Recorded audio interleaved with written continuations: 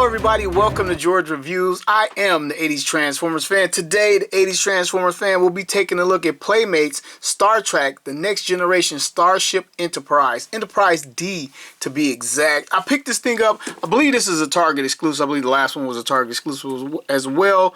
The original Starship Enterprise from the original television series. But now we have the Enterprise D. And this is the packaging. Again, it is from Playmate Toys. You see the artwork for the Enterprise D right here on the front of the package. If you know anything about Star Trek, it is very familiar to you. It actually looks like some artwork from the 90s, late 80s, or whatever. I think it's a recreation. I'm really not sure. It has a feature on the front of the box where you can press the button, hear the sounds before you purchase it. It says, press here to activate the Enterprise. So let's hit one. Got some phasers right there. And right over here, the box highlights 5 features. Dual light-up engines, authentic Starship sound and phrases, highly detailed 15-inch replica of the Starship Enterprise, saucer section separation, display stand included, contains 1 Starship, 1 display stand, requires 3 AAA batteries included. Includes full saucer separation, actual sounds from the Star Trek TV show. And side of the box, more of the same. I really can't get it in. The back of the box, ooh, and this is kind of where, like, you can see the underside of the saucer. They kind of like skipped on the paint. It was like, on to the next one.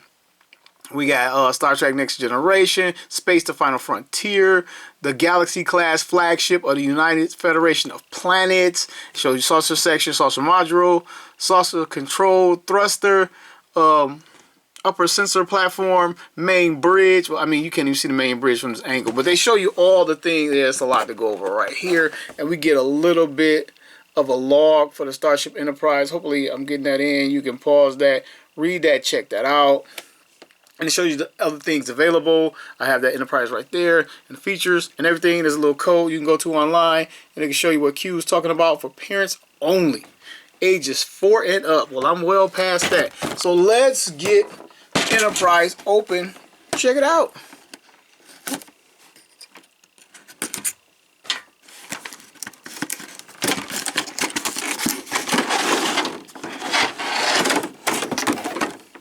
Here's our Enterprise. There is nothing further in our boy. No, there's a little bit of instruction in here.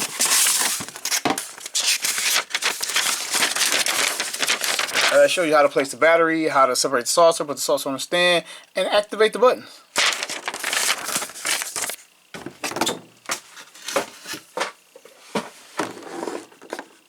Let's get it out. Oh, it looks fantastic in the tray. Let's get him out.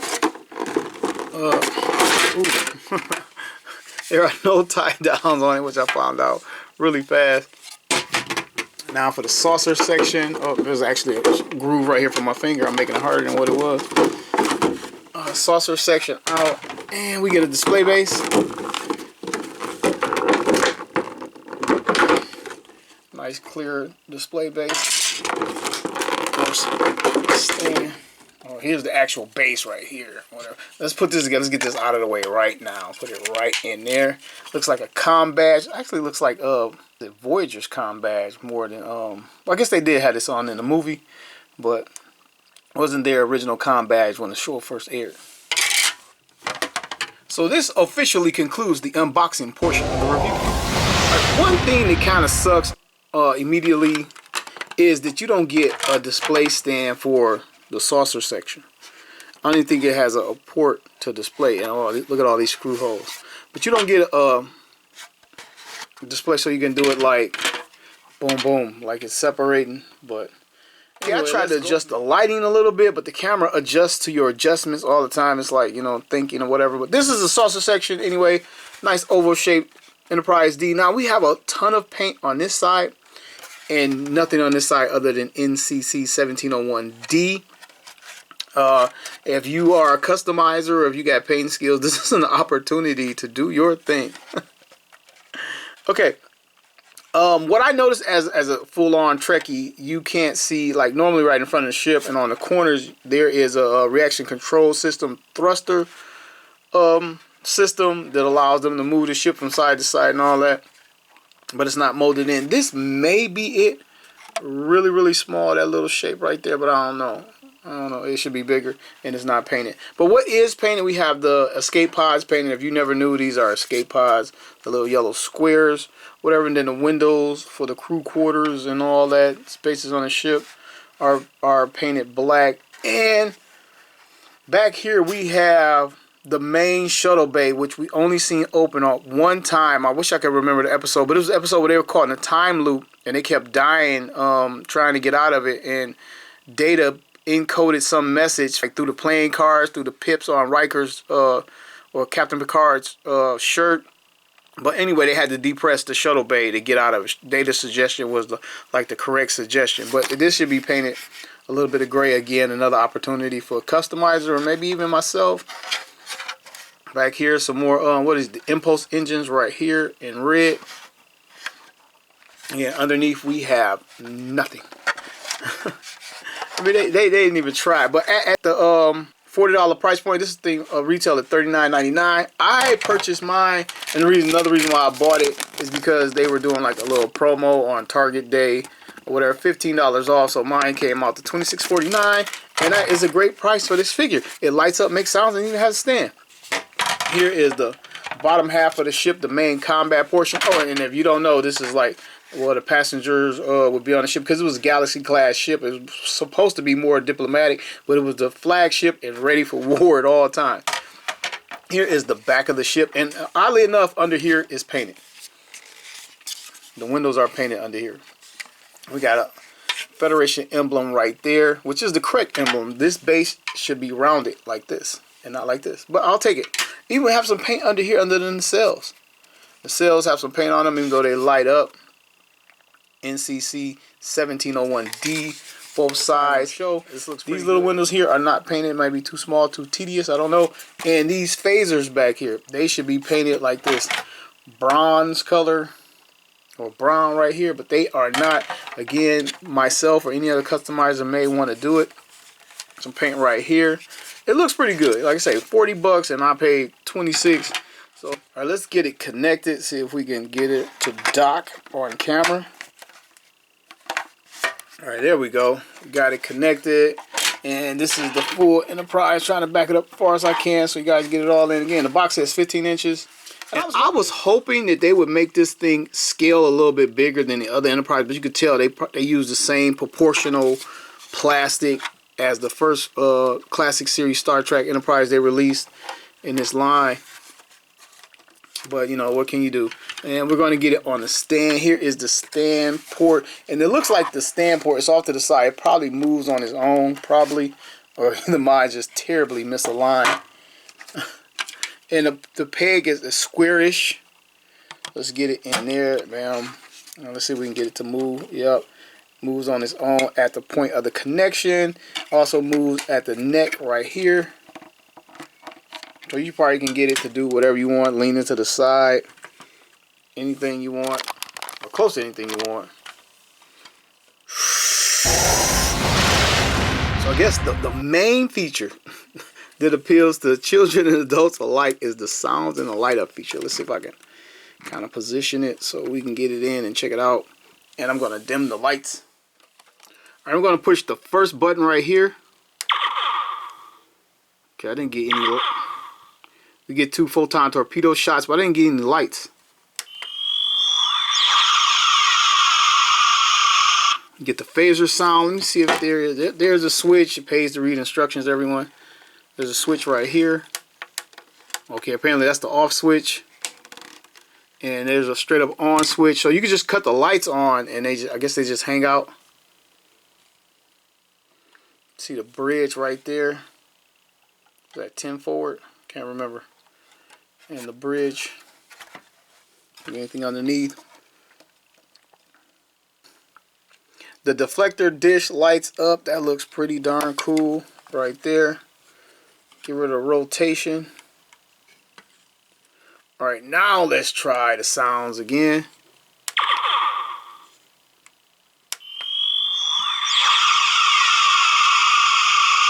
They don't flash to the sounds or anything like that. It's just a steady light.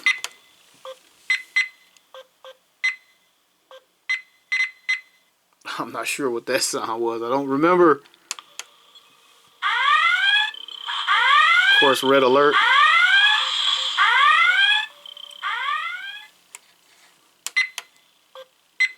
Okay, so far both buttons have 2 sounds. A little disappointing. I was hoping for 3 or 4. Lock on photon torpedoes. Got Riker. Fire. Picard is just simply said fire. Engage. Red alert. Raise the shields. Lock on photon torpedoes. Fire. Engage. Then they could have had Picard's more passionate fire. All right, I'm gonna make it a little bit darker. See if I can get these lights to pop a little bit more. All right, now this is with one light source coming from the front of the saucer section, so it's not completely dark in my review room. So let's see what we got.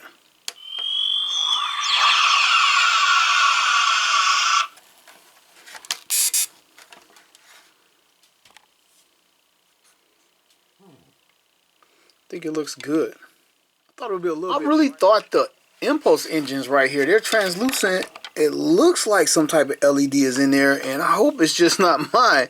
Is there another switch? But it's not lighting up. And while I was playing around, I learned that there's a button here that separates the saucer section, and it makes a docking sound and lights up.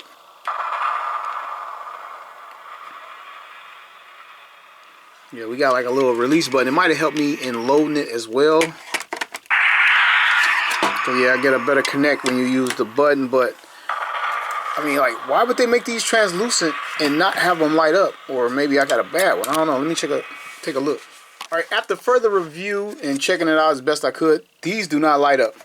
The impulse engines on the saucer section do not light up at all, which is kind of weird because they lit up on the classic Starship Enterprise version, and they made the front saucer light up. Which I just don't get that. But it is cool that they added like the little docking feature. But if they didn't light up, I probably wouldn't have discovered it. I wouldn't have went snooping. I wouldn't have peeped out the little docking thing right here and that sound. So I guess it's a good thing. So now it's time to get the Enterprise D, the size up and the rundown. Here is the Enterprise D next to Star Wars The Black Series TIE Fighter. From the world of the Transformers, we have the Autobot Arc from Transformers Earthrise. Alright, for our final comparison, here is Playmates' other Starship Enterprise from the classic TV series. This sits a lot higher on the stand, but I'm pretty sure they have equal amounts of plastic in them, which was kind of what I was afraid of because I wanted this guy to be bigger, but they probably used the exact same measurements. I know in the actual scale, this is like 2 to 3 times bigger than this one, and I didn't expect for it to be that big, but I did want it to be bigger. But they kind of come out to equal the same plastic mass. One more thing I wanted to show is on the back of the classic Enterprise, you can see the impulse engines back here fully lit. And over here, when you light it up, you don't get any lights, even though they put translucent plastic in there like it was going to happen, and maybe it got costed out, I don't know. If you are curious, the display bases are interchangeable for the classic TV show Enterprise and the Enterprise D, so you can elevate your Enterprise D if you have the previous Enterprise. Alright, now it's time to put Playmates Enterprise D next to the actual television model from the Star Trek Next Generation TV show. And immediately, I'm not going to sugarcoat it, the color palette does not match up. They casted this plastic in a ghost gray. It's not paint apps, only like the little detailing is paint apps. And over here you can see it's silver, it's gray, it's got a little metallic-y blue in it in some places. And then the phaser array is done in a gray. And this should have been a flat gray. And over here it's like a copper brown, which is totally inaccurate to the actual source material. They went with the same gray they used on the original TV series Star Trek Enterprise version, and it just doesn't work over here. When I first took it out of the box, I was hoping it was my lighting, and maybe once I brought out the other Enterprise, it would be a lot darker, but it's the exact same. Hopefully they'll correct this in the future, maybe re-release it in the silver or darker gray, because to change it, to paint this, you would have to paint over all the little apps they already had on it and then reapply paint. So customizing it probably is not an option. It'd be a massive undertaking.